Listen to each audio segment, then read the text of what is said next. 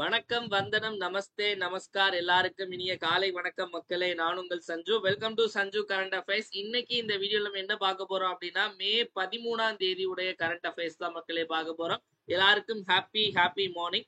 So எப்பவும் போல class ஆரம்பிக்கிறதுக்கு முன்னாடி நம்ம வந்து லாஸ்ட் கிளாஸ்ல என்ன பார்த்தோமோ அதை ஒரு வாட்டி ரிவைஸ் பண்ணிட்டு இன்னைக்கான கிளாஸ்க்குள்ள போயிடலாம். அந்த வகையில மே 11 and 12க்கான கரண்ட் அஃபேர்ஸ் வந்து நம்ம ரிவைஸ் பண்ணிடலாம் மக்களே. Which state launched the Sanchari Kaveri scheme? Sanchari Kaveri திட்டத்தை எந்த மாநிலம் தொடங்கியது அப்படின்னா கர்நாடகா. Option B. அடுத்த கேள்வி, where was India's first artificial intelligence seeded data centre park inaugurated? இந்தியாவின் முதல் செயற்கை நுண்ணறிவு உதவி தர மைய பூங்கா எங்கு திறக்கப்பட்டது? சத்தீஸ்கர். Option C. அடுத்த கேள்வி, which country launch world's first crypto tourism payment system? உலகின் முதல் கிரிப்டோ சுற்றுலா கட்டண முறையை அறிமுகப்படுத்திய நாடு எது அப்படின்னா பூட்டான். Option C. அடுத்த கேள்வி, which country develop the Songar drones? எந்த நாடு சோன்கார் ட்ரோன்களை உருவாக்கியது? Option D, Turkey. அடுத்த கேள்வி, விச் கண்ட்ரி ஸ்டார்டட் ஆபரேஷன் பனியன் உன் மர்சூஸ்? இதுக்கு ஆபரேஷன் பனியன் உன் மர்சூஸை தொடங்கிய நாடு பாகிஸ்தான். அதுக்கு அடுத்த கேள்வி, where was United Nations forum on forest health? ஐக்கிய நாடுகளின் காடுகள் மன்றம் எங்கு நடைபெற்றது? நியூயார்க். Option A. அடுத்த கேள்வி, which newspaper won the UNESCO press freedom prize 2025? 2025ஆம் ஆண்டுக்கான யுனெஸ்கோ பத்திரிகை சுதந்திர பரிசை வென்ற செய்தித்தாள் எது அப்படின்னா La Prensa. Option C. National technology day, தேசிய தொழில்நுட்ப தினம் மே 11. அடுத்த கேள்வி, சர்வதேச செவிலியர் தினம் இன்டர்நேஷனல் நர்சஸ் டே மே 12. இப்போ இன்னைக்கான கரண்ட் அஃபேர்ஸ்குள்ள போயிடலாம். மே 13ஆம் தேதிக்கான கரண்ட் அஃபேர்ஸ். முதல்ல நம்ம கிளாஸ்க்குள்ள போகணும்னா நம்ம ஆல்ரெடி சொன்ன மாதிரி தான் ஜெனரல் மிஷன் 125 நம்ம தமிழ் அண்ட் மேக்ஸ்க்கு கிளாஸ் ஸ்டார்ட் பண்ணோம். அப்பவே இங்கிலீஷ்க்கு கேட்டிருந்தீங்க. இது ஃபுல் அண்ட் ஃபுல்லி ஜெனரல் இங்கிலீஷ்க்கான ஒரு பேக்கேஜ். இதுல வந்து கிளாஸ், மெட்டீரியல், டெஸ்ட் சீரிஸ் எல்லாமே கவர் ஆகும். முழுக்க பிகினர்ஸ் இப்பதான் நீங்க படிக்க ஸ்டார்ட் பண்றீங்கனாலுமே நமக்கு ஃபுல்லாவே கம்ப்ளீட் பண்ணிடலாம். 40 ஹவர்ஸ் ஆஃப் வீடியோ கிளாஸ் இருக்கும் மக்களே. 20 நாள் கிளாஸ், ஒரு நாளைக்கு 2 மணி நேரம் கிளாஸ், லைவ் கிளாஸ் இருக்கும். ஓகேவா? சப்போஸ் உங்களால லைவ் கிளாஸ் பார்க்க முடியல அப்படின்னா ரெக்கார்டடாகவும் உங்களுக்கு வந்துடும். இது கூட உங்களுக்கு 25 ஜெனரல் இங்கிலீஷ் டெஸ்ட் பேட்சும் இது கூட வந்துடும். டெஸ்ட் பேட்ச்ல பாத்தீங்க அப்படின்னா book wise test, syllabus wise test இருக்கும். அது போக உங்களுக்கு படிக்கிறதுக்கான மெட்டீரியல் பிடிஎஃப், இங்கிலீஷ்க்கு 250 பேஜுக்கான மெட்டீரியல் பிடிஎஃப் வந்துடும். ஸோ இந்த பேட்ச்ல ஜாயின் பண்ணணும்னு நினைக்கிறவங்க ஸ்கெடியூல் நம்ம டெலிகிராம் குரூப்ல இருக்கு. 9445275642 அப்படிங்கிற இந்த நம்பருக்கு 3999 ஜிபே அல்லது போன்பே பண்ணிட்டு இதே நம்பருக்கு வாட்ஸ்அப்ல ஸ்கிரீன்ஷாட் அனுப்பி ஜாயின் பண்ணிக்கலாம் மக்களே. மே 19 நமக்கு கிளாஸ் ஸ்டார்ட் ஆகுது. குரூப் 2க்காக படிக்கிறவங்க தாராளமா இதுல ஜாயின் பண்ணிக்கலாம். இப்போ நம்ம கிளாஸ்க்குள்ள போயிடலாம். முதல்ல நேஷனல் நியூஸ். முதல் கேள்வி, where was the BrahMos missile manufacturing facility inaugurated? BrahMos ஏவுகணை உற்பத்தி நிலையம் எங்கு திறக்கப்பட்டது? அதாவது இந்தியாவுக்கு வந்து முன்னாடி நம்ம யோசிப்போம், அதாவது என்ன இப்படி நிறைய காசு கொடுத்து வாங்கிட்டே இருக்காங்க, இந்த மாதிரி பக்கத்திலேயே வந்து ஒரு பகையாளியை வச்சுட்டு இந்த மாதிரிலாம் வாங்காம இருந்தா கஷ்டம் இல்ல. ஸோ அந்த மாதிரி நமக்கு நம்ம உள்நாட்டிலே வந்து நிறைய மிசைல்லாம் நம்ம தயாரிக்கிறோம். அதுல ஒன் ஆஃப் த இது பிரம்மோஸ் மிசைல். ஓகேவா? பிரம்மோஸ் மிசைலை பத்தி முதல்ல பார்த்துடலாம். பிரம்மோஸ் மிசைல் அப்படிங்கிறது வந்து 2 நாடுகளுக்கான ஒரு கொலாபரேஷன். ஒன்னு இந்தியா, இன்னொன்னு ரஷ்யா. ஓகேவா? இந்தியாவும் ரஷ்யாவும் சேர்ந்து இது பண்ணதான் இந்த பிரம்மோஸ் அப்படிங்கிறது. பிரம்மோஸ் அப்படின்னா ஃபுல் ஃபார்ம் என்ன, அதாவது எப்படி அந்த பெயர் வந்துச்சு அப்படின்னு பாத்தீங்க அப்படின்னா, பிரம்மோஸ்ல உள்ள அந்த BRAH அப்படிங்கிறது வந்து பிரம்மபுத்திராவை குறிக்கும். பிரம்மபுத்திரா வந்து நம்ம இந்தியாவில் ஓடக்கூடிய நதி. ஓகேவா? அதே மாதிரி அந்த சைட்ல வந்து நமக்கு வந்து மாஸ்கோவா அப்படின்னு ஒரு நதி இருக்கு. அப்போ இந்த 2 நதியும் பேரை வச்சுதான் பிரம்மோஸ் அப்படின்னு சொல்லிட்டு பேர் கொண்டு வந்தாங்க. ஓகேவா? ஸோ இந்த பிரம்மோஸ் அப்படிங்கிறது பாத்தீங்க அப்படின்னா ஒரு சூப்பர் சோனிக் க்ரூஸ் மிசைல். சூப்பர் சோனிக்ங்கிறது இந்த ஸ்பீடை வச்சு சொல்லக்கூடியது. Supersonic cruise missile. இது வந்து எவ்வளவு தூரம் போய் தாக்கும் அப்படின்னு பாத்தீங்க அப்படின்னா இதனுடைய ரேஞ்ச் வந்து 290 கிலோமீட்டர் கிட்ட. அதனுடைய ஸ்பீடு பாத்தீங்க அப்படின்னா மேக் அப்படின்னு சொல்லுவாங்க.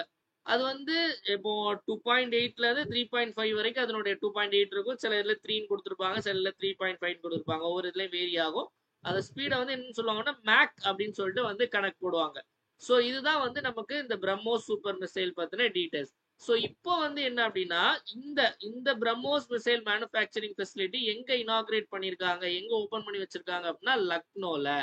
லக்னோ எங்க இருக்கு? லக்னோ வந்து யூபி லக்னோல இனாகிரேட் பண்ணிருக்காங்க. சோ இதனுடைய இன்வெஸ்ட்மெண்ட் எவ்வளவு அப்படின்னா 300 கோடி ரூபாய். 300 கோடி ரூபாய் இதனுடைய இன்வெஸ்ட்மெண்ட்.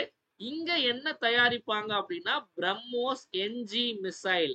என்ஜினா என்ன அப்படின்னா new generation missile. BrahMos new generation missile தான் இதுல இது பண்ணுவாங்க. இந்த பிரம்மோஸ் அப்படிங்கிறது பாத்தீங்க அப்படின்னா எத்தனை ஸ்டேஜ் மிசைல்னு கேட்கலாம். 2 ஸ்டேஜ் மிசைல். ஓகேவா? இந்த ஏவுகணையை பாத்தீங்க அப்படின்னா நீங்க எங்க இருந்து வேணாலும் அடிக்கலாம். அதாவது வந்து நீங்க வந்து லேண்ட்ல இருந்து அடிக்கலாம், இல்ல வானத்துல இருந்து அடிக்கலாம். அதாவது இந்த ஃபைட்டர் ஜெட்ல செட் பண்ணி அடிக்கலாம், இல்ல கடல்ல இருந்தும் அடிக்கலாம். எங்க இருந்து வேணாலும் அடிக்கலாம். இதுல ஒரு டெக்னாலஜி என்ன சொல்லுவாங்கன்னா ஃபயர் அண்ட் ஃபர்கெட் மிசைல் அப்படின்னு சொல்லுவாங்க. ஃபயர் அண்ட் ஃபர்கெட்னா அதாவது ஃபயர் அண்ட் ஃபர்கெட் என்ன, நீங்க எல்லாத்தையும் டார்கெட் செட் பண்ணி இது பண்ணிட்டு அது அப்படியே மறந்துடலாம். அது பாட்டுக்கு எதை தாக்கணுமோ அது அப்படியே போய் தாக்கிடும். அதான் ஃபயர் அண்ட் ஃபர்கெட் மிசைல் அப்படின்னு சொல்லக்கூடியது. ஓகேவா? இதெல்லாம் நமக்கு பிரம்மோஸ் சம்பந்தப்பட்ட விஷயங்கள்.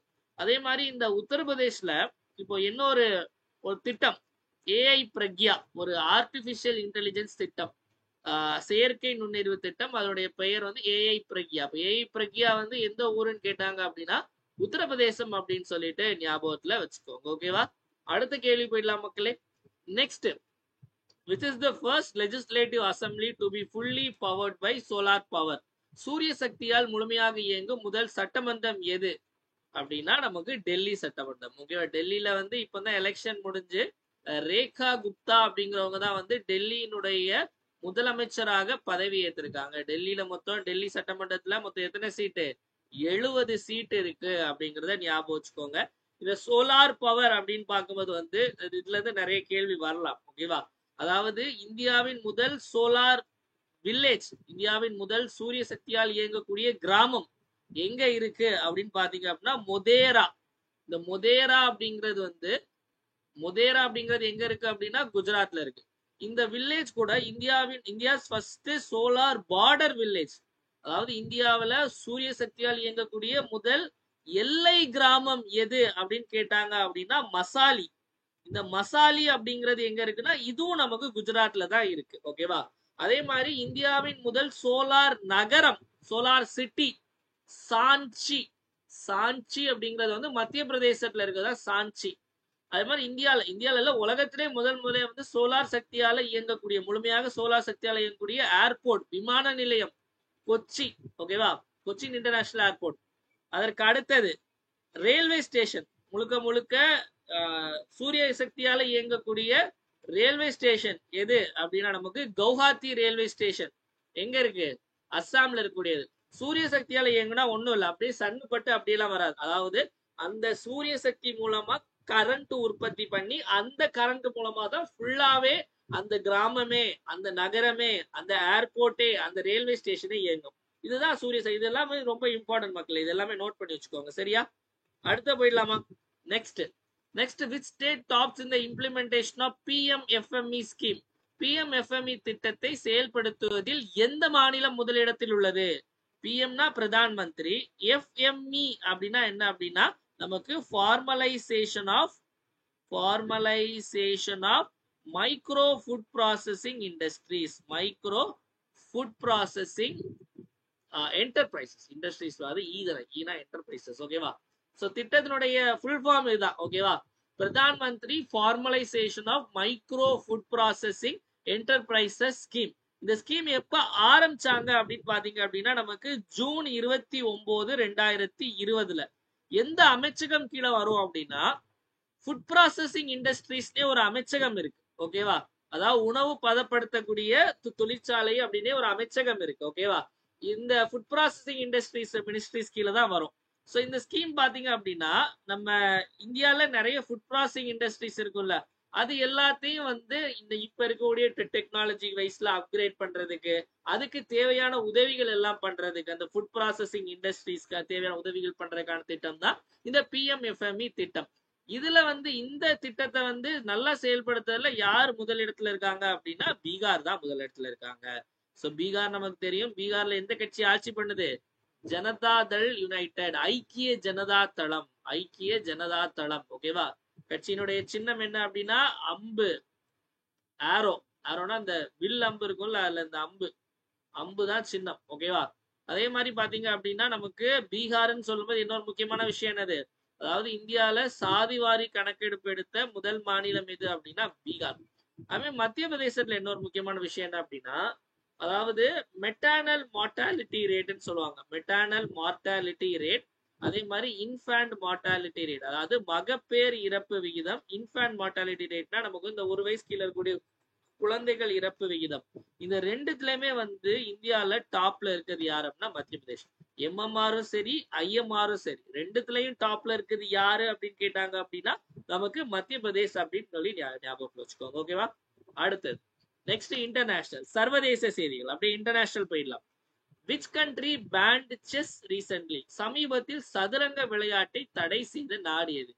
நீங்க செஸ் கேம் எல்லாம் தடை செய்வாங்க அப்படின்னா இந்த லிஸ்ட்ல இருக்கிறதுல யாரு அதுக்கு எலிஜிபிளான ஆள் அப்படின்னா ஆப்கானிஸ்தான். அதாவது இந்த ஆப்கானிஸ்தான்ல வந்து தாலிபனுடைய ஆட்சி தான் நடக்குது. ஓகேவா?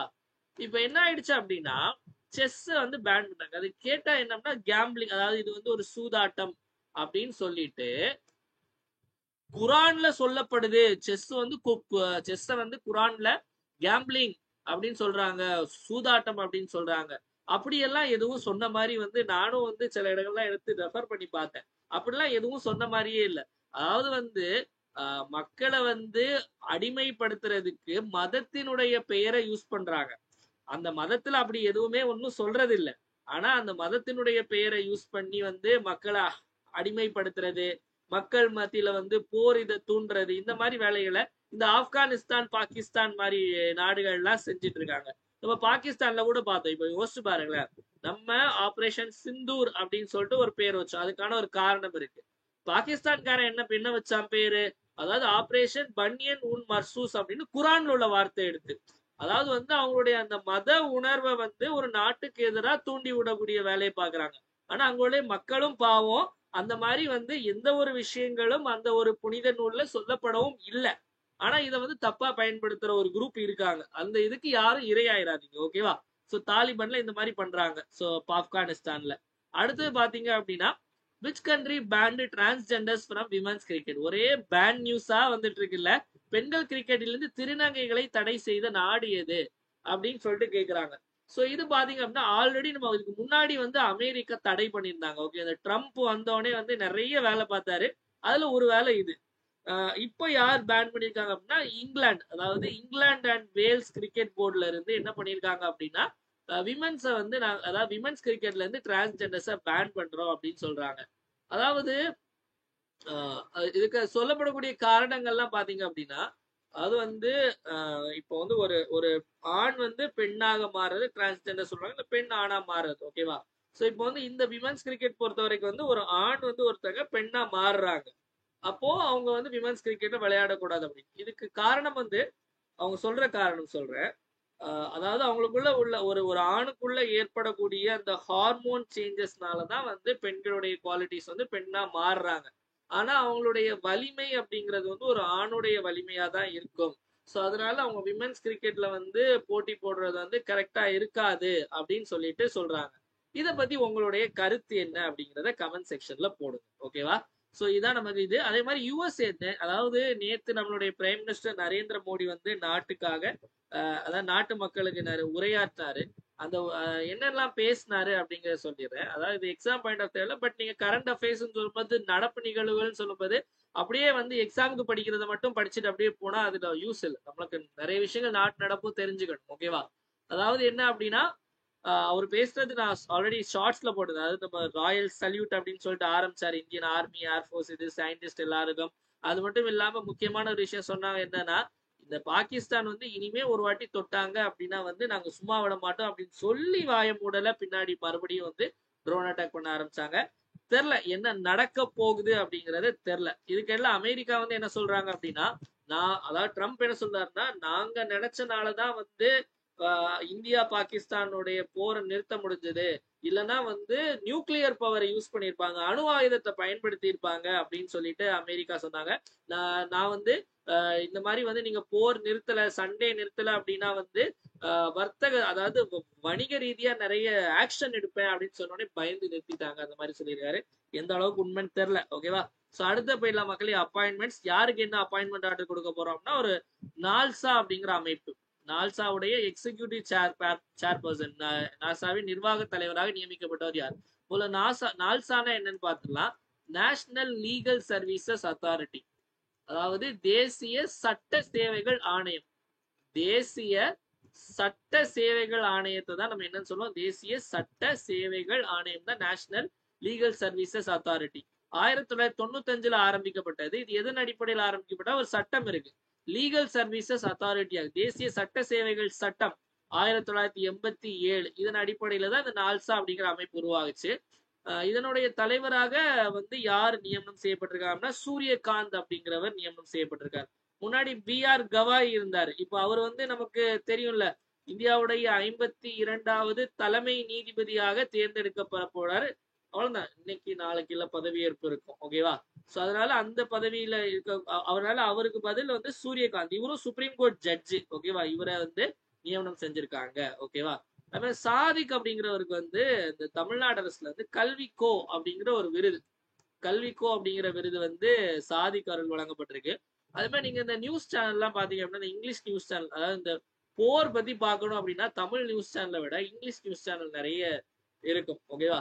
சோ அதுல வந்து ஆசிம் முனீர் அப்படிங்கிற பேர் அடிக்கடி ஒழிச்சிட்டு இருந்து, அதாவது என்ன அப்படின்னா பாகிஸ்தான் ஆர்மியுடைய ஹெட். ஓகேவா? அதே மாதிரி நேத்து ஒரு கேள்வி கேட்டேன், சார் என்ன எந்த பத்திரிகை வந்து நல்ல பத்திரிகை, உங்களை பொறுத்தவரை நடுநிலையான பத்திரிகை அப்படின்னு சொல்லி நிறைய பேர் நிறைய இது கொடுத்துருந்தாங்க. அது என்ன அப்படின்னா, என்னோட ஒப்பீனியன்ல சொல்றேன். என்னோட ஒப்பீனியன்ல வந்து கிட்டத்தட்ட இப்ப நம்ம கரண்ட் அஃபேர்ஸ் கிளாஸ் எடுக்கிறதுனால ஒரு 2-3 நியூஸ் பேப்பர் படிப்பேன். அதுக்கப்புறம் வந்து ஒவ்வொரு நியூஸ் பேப்பருடைய வெப்சைட்ஸ் போய் பார்ப்பேன். இந்த மாதிரி நிறைய விஷயங்கள் இருக்கு. ஒண்ணு, அதாவது எப்படி நடுநிலைமை அப்படிங்கிறதே இங்க எந்த பத்திரிகைகள்லயுமே இல்லை, எந்த நியூஸ் சேனல்லுமே பெரிய அளவுக்கு இல்லை. அதாவது இப்போ வந்து ஹிந்து நியூஸ் பேப்பர் எடுத்துக்கோங்களேன். ஹிந்து நியூஸ் பேப்பர் எடுத்துட்டீங்க அப்படின்னா, அதாவது கவர்மெண்ட், அதாவது நம்ம நம்ம நாட நம்மளே அசிங்கப்படுத்துற மாதிரி அந்த மாதிரிப்பட்ட வேலைகள். அதாவது வந்து ஆன்டி ஆன்டி இந்தியான்னு சொல்ல மாட்டேன், ஆன்டி பிஜேபி ஸ்டாண்ட் எடுப்பாங்க. அதே இது சில பேப்பர்லாம் இருக்காங்க, சில பேப்பர் அப்படியே வந்து பேப்பர் நியூஸ் சேனல், இந்த ரிப்பப்ளிக் இந்த மாதிரிப்பட்ட நியூஸ் சேனல்ஸ்லாம் அப்படியே படுத்தே விட்டான் பண்ணான் மாதிரி இந்த ஒரு பார்ட்டிக்கு அப்படியே சப்போர்ட் பண்ணுவாங்க, பிஜேபிக்கு. இந்த மாதிரி ஒவ்வொரு இதுவும், அதாவது இப்போ 2-3 நியூஸ் பேப்பர் படிக்கும்போது ஓகே, ஒரு நியூஸ் பேப்பர் படிக்கும்போது நம்ம கவர்மெண்ட் என்னென்ன நல்லது பண்ணியிருக்காங்கன்னு தெரியும். இன்னொரு நியூஸ் பேப்பர் பார்க்கும்போது ஓகே, கவர்மெண்ட்ல இந்த இதெல்லாம் இருக்குன்னு தெரியும். ஸோ அதான் ரெண்டுத்தையும் சேர்த்து படிக்கிற மாதிரி ஒரு நியூஸ் பேப்பர் வந்து இது வரைக்கும் இருந்த மாதிரி இல்லை. ஓகேவா? ஸோ நெக்ஸ்ட் போயிடலாம் மக்களே. ஸோ நெக்ஸ்ட் அடுத்து பாத்தீங்க அப்படின்னா இம்பார்ட்டன்ட் டேஸ். இம்பார்ட்டன்ட் டேஸ்ல வந்து international day of plant health, சர்வதேச தாவர சுகாதார தினம் நேத்து, இன்னைக்கு இல்ல நேத்து, மே 12. ஓகேவா? ஸோ அடுத்த கேள்வி, இந்த டிரான்ஸ்ஜெண்டர் சொல்லும்போது ஒரு விஷயம் சொல்லணும்னு நினைச்சேன். அந்த டிரான்ஸ்ஜெண்டர்ஸ் கிரிக்கெட்ல முதல்ல இன்டர்நேஷனல், அதாவது இன்டர்நேஷனல் போட்டியில விளையாடின முதல் டிரான்ஸ்ஜெண்டர் வந்து டேனியல் மெக்கே. ஓகேவா? கனடா நாட்டை ரெப்ரசென்ட் பண்ணி ஆடினாங்க. அதுக்கப்புறம் அங்க இருந்து தூக்கிட்டாங்க பாவம். அடுத்தது next, when was the global road safety week observed? உலக சாலை பாதுகாப்பு வாரம் எப்போது அனுசரிக்கும்? இது ஐநாவினுடையது. ஓகேவா? எப்போ அனுசரிக்கப்படுகிறதுனா மே 12 to 18. இதோடைய தீம் என்ன அப்படின்னா மேக் வாக்கிங் சேஃப், அடுத்தது மேக் சைக்கிளிங் சேஃப். இந்த ஸ்லோகனை வச்சுதான் அவங்க தீமாட்டு இது பண்ணிருக்காங்க. ரோட் சேஃப்டி வீக், உலக சாலை பாதுகாப்பு. நல்லா புரிஞ்சுக்கோங்க, இது குளோபல். நேஷனல் ரோட் சேஃப்டி வீக்னு கேட்டாங்கன்னா ஜனவரி 11 இருந்து 17. நம்ம இந்தியால ரோட் சேஃப்டி சாலை பாதுகாப்பு மாதம் எப்போ அப்படின்னு பாத்தீங்க அப்படின்னா ஜனவரியை தான் சாலை பாதுகாப்பு மாதமா கொண்டாடுவாங்க. நம்ம இந்த நேஷனல் ரோட் சேஃப்டி வீக் உடைய தீம் என்ன அப்படின்னா பி எ ரோட் சேஃப்டி ஹீரோ. பி எ ரோட் சேஃப்டி ஹீரோ அப்படிங்கிறது தான் நேஷனல் ரோட் சேஃப்டி வீக்கினுடைய தீம். ஓகேவா? அடுத்த வீடியோ பார்த்துருவங்களா மறக்காம ஒரு லைக் பண்ணி வீடியோ பாருங்க மக்களே, ஏன்னா உங்களுடைய லைக்ஸ் தான் என்னுடைய மோட்டிவேஷன். மறக்காம லைக் பண்ணி வீடியோ பாருங்க. அடுத்து நம்மளுடைய challenges batch group 2 and 2A preliminary test batch 50 test. ஓகேவா? 50 டெஸ்ட் மே 19 இருந்து ஆரம்பிக்குது. ஒன்னு general studies plus general English எடுத்துக்கலாம், இல்ல ஜெனரல் இங்கிலீஷ் பிளஸ் பொது தமிழ் எடுத்துக்கலாம். ஜிஎஸ் கேள்வி தமிழ்லயும் இருக்கும் இங்கிலீஷ்லயும் இருக்கும் மக்களே. முதல்ல நம்ம புக் வைஸ் 6ஆம் கிளாஸ்ல இருந்து 12ஆம் கிளாஸ் வரைக்கும் எல்லாத்தையும் கவர் பண்ணுவோம். அதுக்கு அடுத்தது பாத்தீங்க அப்படின்னா சிலபஸ் வைஸ் யூனிட் 1, 2, 3, 4, 5, 6 எல்லாத்தையும் கவர் பண்ணுவோம். அதுக்கப்புறம் எக்ஸ்ட்ராவா வந்து current affairs, policy note, budget test இதெல்லாம் கவர் பண்ணுவோம். அதுக்கப்புறம் ஃபுல் டெஸ்டையும் கவர் பண்ணுவோம். இது எல்லாமே சேர்த்து நமக்கு வந்து நீங்க ஜாயின் பண்ணணும்னு நினைச்சீங்க அப்படின்னா 9445275642 அப்படிங்கிற இந்த நம்பருக்கு 2499 ஜிபே அல்லது போன்பே பண்ணிட்டு இதே நம்பருக்கு வாட்ஸ்அப்ல ஸ்கிரீன்ஷாட் அனுப்பி ஜாயின் பண்ணிக்கலாம். ஸ்கெடியூல் டெலிகிராம் குரூப்ல இருக்கு, நீங்க பாத்துக்கலாம். ஓகேவா? அடுத்தது நெக்ஸ்ட் பாத்தீங்க அப்படின்னா தினமொரு திட்டம். தினமொரு திட்டத்துல இன்னைக்கு பார்க்கக்கூடிய திட்டம் வந்து ஸ்வமித்வா ஸ்கீம். அது என்ன ஸ்வமித்வா ஸ்கீம் அப்படின்னு பாத்தீங்க அப்படின்னா, இந்த திட்டத்தை பத்தி சமீபத்துல கூட இந்த வேர்ல்டு பேங்க் லேண்ட் கான்ஃபரன்ஸ் சொன்னேன்ல, வாஷிங்டன்ல நடந்துச்சு. நேத்து நியூஸ்ல கூட பார்த்தேன் இன்னைக்கு. அந்த நியூஸ்ல அதுல வந்து அந்த கான்ஃபரன்ஸ்ல வந்து அதாவது உலக வங்கியினுடைய நில மாநாட்டுல வந்து இந்த திட்டத்தை பத்தி உலக நாடுகள் பாராட்டி இருக்காங்க. ஓகேவா? ஸ்வமித்வா ஸ்கீம் இது வந்து ஒரு ஃபுல் ஃபார்ம். ஓகேவா? இந்த ஃபுல் ஃபார்ம் பாத்தீங்க அப்படின்னா சர்வே ஆஃப், அதாவது சர்வே ஆஃப்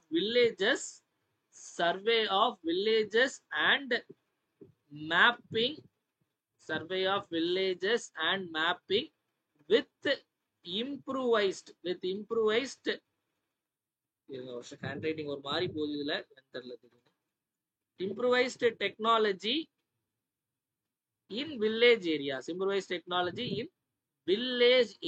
ஓகேவா? இதுதான் வந்து இந்த திட்டத்துடைய ஃபுல் ஃபார்ம். இது வந்து எந்த அமைச்சகத்துக்கு கீழே வருது அப்படின்னா rural development and panchayat Raj, அதாவது ஊரக வளர்ச்சித்துறை மற்றும் பஞ்சாயத்து ராஜ் துறை அமைச்சகம் கீழே தான் வருது. எப்ப ஆரம்பிக்கப்பட்ட திட்டம் அப்படின்னா 24 ஏப்ரல் 2021. 24 ஏப்ரல்னா உங்களுக்கு தெரியும் பஞ்சாயத்து ராஜ் தினம். ஓகேவா? எதற்கான ஸ்கீம் அப்படின்னா பார்த்தாலே தெரியும், survey, map, village area, simple, அவ்வளவுதான். அப்ப வில்லேஜ் ஏரியால வந்து நிறைய ஏரியாஸ்ல நம்ம வந்து சர்வே பண்ணலாம் ப்ராப்பரா முடியாது. ஸோ அதை வந்து இப்போ உள்ள டெக்னாலஜி மூலமா சர்வே பண்ணி அதுக்கான டேட்டா எடுக்கிறதுக்கான திட்டம் தான் ஸ்வமித்வா திட்டம். ட்ரோன் யூஸ் பண்ணி இதை எடுக்கலாம். ஸோ இந்த மாதிரி சர்வே எடுத்து மேப்பிங் பண்றதுக்கான திட்டம் தான் ஸ்வமித்வா அப்படிங்கிற திட்டம். நேத்து கேட்ட கேள்வி கமெண்ட் யுவர் ஆன்சர்ல விக்ரம் சாராபாய் ஸ்பேஸ் சென்டர் எங்க இருக்கு? Thiruvananthapuram, option B. இன்னைக்கான கேள்வி, what is the land ceiling limit under the Madras Land Reforms Act of 1961? கிபி 1961ஆம் ஆண்டு மெட்ராஸ் நில சட்டத்தின் கீழ் நில உச்சவரம்பு என்ன? A 30 acre, B 50 acre, C 40 acre, D 55 acre. சரியான ஆன்சர் என்ன அப்படிங்கிற மறக்காம கமெண்ட் செக்ஷன்ல கமெண்ட் பண்ணுங்க மக்களே. வீடியோ லைக் பண்ணா பார்த்துட்டு இருக்கோங்க, மறக்காம லைக் பண்ணுங்க. நெக்ஸ்ட் நம்மளுடைய 1 இயர் கரண்ட் அஃபேர்ஸ் சப்ஸ்கிரிப்ஷன் யாரெல்லாம் ஜாயின் பண்ணலையோ அவங்களுக்காக சொல்றேன். இந்த 1 year current affairs subscription join பண்றவங்களுக்கு அக்டோபர் 2024 இருந்து செப்டம்பர் 2025 வரை கரண்ட் அஃபேர்ஸ் ப்ரொவைட் பண்ணுவோம். இல்ல குரூப் 1, 2 and 4க்கான கரண்ட் அஃபேர்ஸ் எல்லாமே இன்க்ளூட் ஆயிடும். இதுல ஜாயின் பண்றவங்களுக்கு weekly current affairs PDF, weekly current affairs test provide பண்ணுவோம். இது மட்டும் இல்லாம monthly current affairs PDF, monthly current affairs test வந்துடும். டெஸ்ட் வந்து கூகுள் ஃபார்ம்லயும் இருக்கும், பிளஸ் பிடிஎஃப் வரும். தமிழ்லயும் இருக்கும், இங்கிலீஷ்லயும் இருக்கும் மெட்டீரியல். ஓகேவா? இது வந்து உங்களுக்கு TNPSC, SSC, railway, TNUSRB, TRB, Pondicherry exam இது எல்லாத்துக்கும் இதுவே போதுமானதுதான் உங்களுக்கு. அதே மாதிரி பாத்தீங்க அப்படின்னா வந்து இப்ப ஜாயின் பண்ணீங்க அப்படின்னா அக்டோபர்ல இருந்து ஏப்ரல் வரைக்கும் உள்ள மெட்டீரியல் உங்களுக்கு வாட்ஸ்அப்லயே அனுப்பிச்சிடுவோம். அதுக்கப்புறம் வந்து உள்ளதெல்லாம் உங்களுக்கு வாரந்தோறும் வந்துடும். இந்த மெட்டீரியல் சாம்பிள் எப்படி இருக்கும் அப்படின்னா உங்களுக்கு இந்த மாதிரி தான் இருக்கும். இது ஏப்ரல் லாஸ்ட் வீக் ஆனது. நம்ம கிளாஸ்ல எடுக்கிற கண்டென்ட், கிளாஸ்ல சொல்ற எக்ஸ்ட்ரா பாயிண்ட்ஸ், கிளாஸ்ல சொல்லாத நிறைய விஷயங்கள், இன்னும் நிறைய ஆடட் பாயிண்ட்ஸ் போட்டு இந்த மெட்டீரியல் ரெடி பண்ணியிருக்கோம் மக்களே. இங்கிலீஷ்லயும் இருக்கும், தமிழ்லயும் இருக்கும். இம்பார்ட்டன்ட் பாயிண்ட்ஸ் எல்லாம் ரெட்ல ஹைலைட் பண்ணியிருக்கோம். ஸோ நெக்ஸ்ட் பாத்தீங்க அப்படின்னா நமக்கு வந்து இந்த டெஸ்ட் பாத்தீங்க அப்படின்னா ஒரு வாரத்துக்கு 25 கேள்விகள் இருக்கும். எல்லாமே வந்து ஸ்டேட்மெண்ட் வைஸ் கேள்வி, மேட்ச் த ஃபாலோயிங், சரியான இணைய தேர்வு, சூஸ் த கரெக்ட் பாஸ். இப்போ எப்படி கேட்காங்களோ அந்த மாதிரி தான் இருக்கும். ஸ்டாட்டிக்கான கேள்விகளும் அந்த டெஸ்ட்ல இன்க்ளூட் பண்ணியிருப்போம். அதை வந்து நீங்க இந்த எக்ஸ்பிளனேஷன் பார்ட் தனியா கொடுத்துருப்போம், அதுல நீங்க படிச்சுக்கலாம். ஓகேவா? ஸோ இந்த 1 இயர் கரண்ட் அஃபேர்ஸ் சப்ஸ்கிரிப்ஷன்ல ஜாயின் பண்ண நினைக்கிறவங்க இந்த நம்பர் 9445275642 அப்படிங்கிற இந்த நம்பருக்கு 750 ஜிபே அல்லது போன்பே பண்ணிட்டு இதே நம்பருக்கு வாட்ஸ்அப்ல ஸ்கிரீன்ஷாட் அனுப்பி நீங்க ஜாயின் பண்ணிக்கலாம். ஓகேவா? ஸோ இதை மட்டும் படிச்சாலே போதும். நெக்ஸ்ட் நம்மளுடைய சஞ்சு கரண்ட் அஃபேர்ஸ் அப்படிங்கிற டெலிகிராம் சேனல் இருக்கு.